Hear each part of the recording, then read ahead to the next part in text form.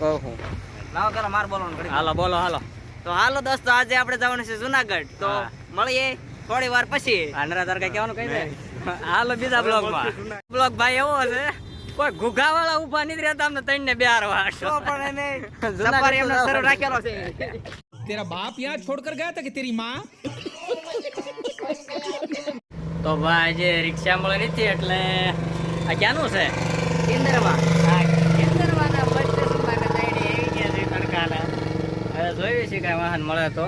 આજે હાલીને જવાનો પ્લાન છે. હજી પૂરે તો પૂરે કોઈ જુનાગઢ. ઘુઘા વાળો નથી ઉભો રહેતો. અત્યારે જાય છે